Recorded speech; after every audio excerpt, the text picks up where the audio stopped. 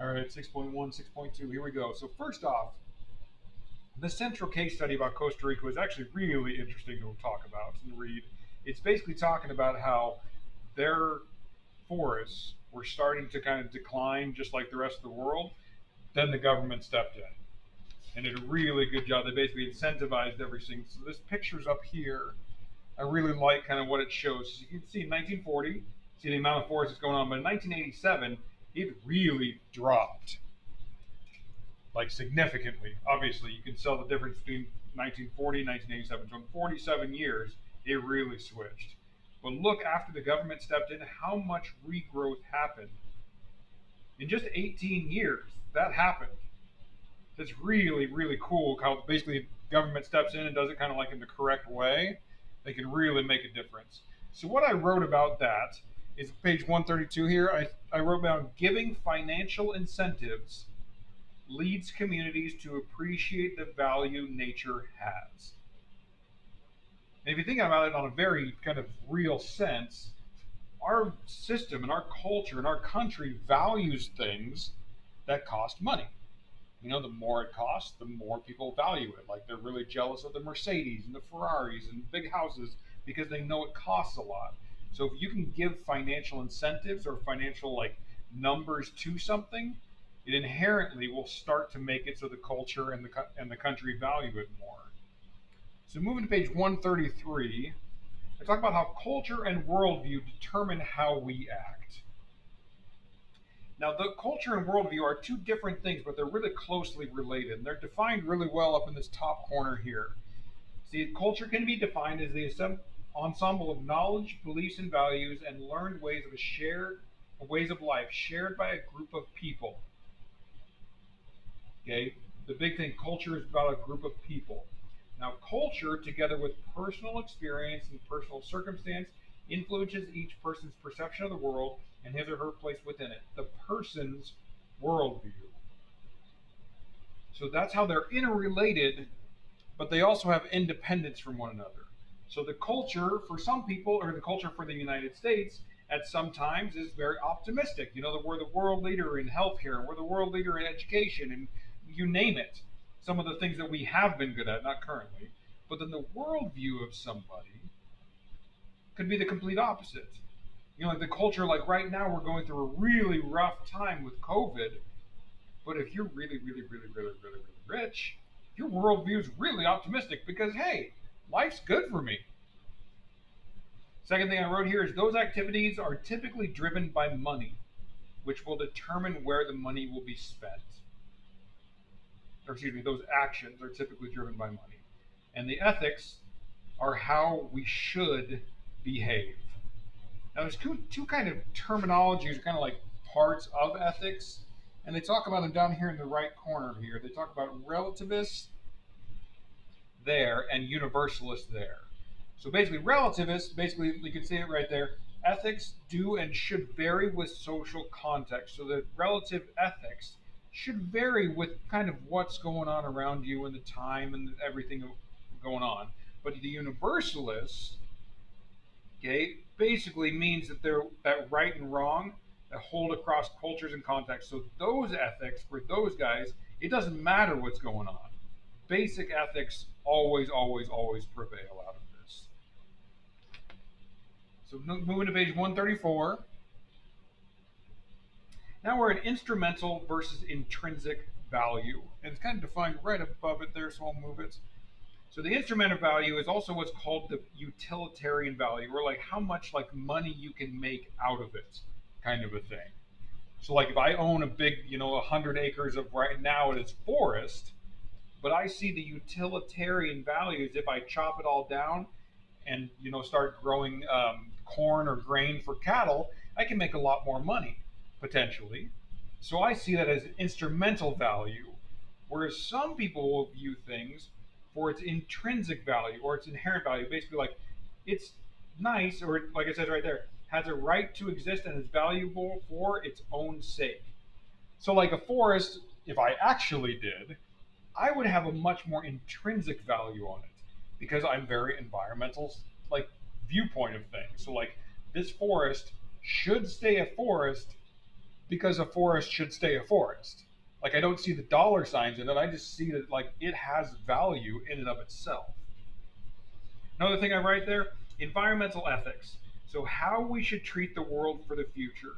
And this right now is becoming a bigger and bigger and bigger issue because kind of this whole climate change stuff is starting to really kind of ramp up and move faster and faster and faster. Okay? And the thing we also got to take into account is this reward and cost analysis, which is harder these days because our country is getting more and more split.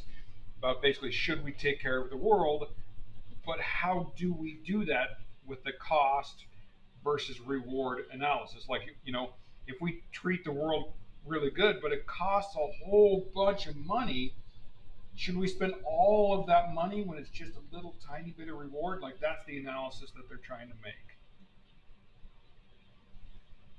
So moving to page 135, there's a few different vocab words on here that I want to focus on. I know that I've covered up this picture and I'll uncover it in a second. So anthropocentrism. I know that that's a weird word. Anthropocentrism, humans first.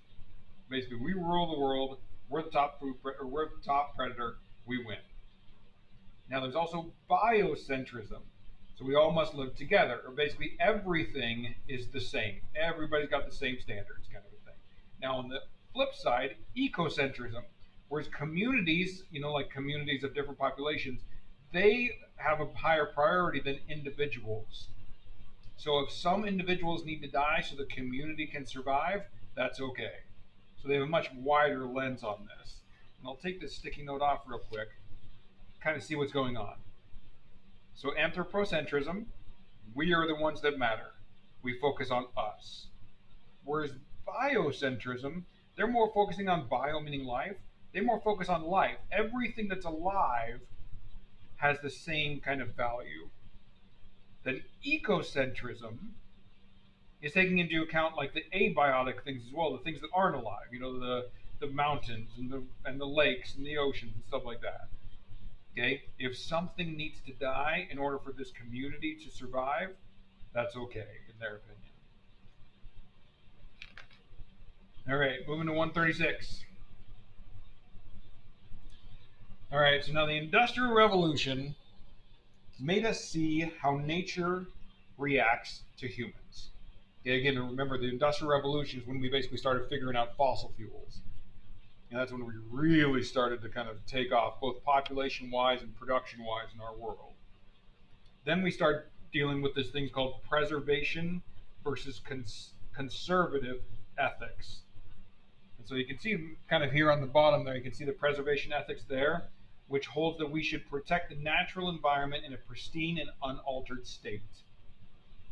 Okay, this guy, like the guy who came up with it, John Muir. Like if you guys have ever heard of the John Muir Trail, it's a big, huge trail that basically goes from Canada all the way to Mexico. Really beautiful area too. Goes through Yosemite, things like that.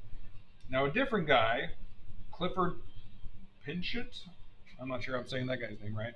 He came up with a thing called the conservation ethics, which holds that people should put natural resources to use, but we have a responsibility to manage them wisely. So he's basically saying that we can use this stuff as long as we're doing it right, which honestly, I don't disagree with that.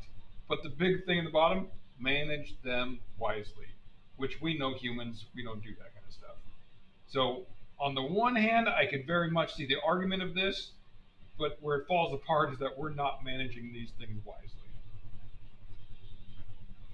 All right, skipping to 138. All right, now there's a thing called environmental justice.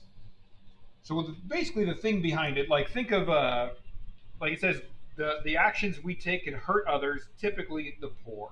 So for example, this picture right here, okay, coal-fired power plant, and you got your homes right there. Is that going to be a really rich neighborhood, or is that going to be a really poor neighborhood? Unfortunately, the poor neighborhoods, they don't have like the ability to fight back against the big oil and gas companies with all their lawyers and all their big donors and everything that's going on. They just don't have the ability to fight back. So while these people are like, hey, we don't want that right there, well, these guys got money, they win, unfortunately.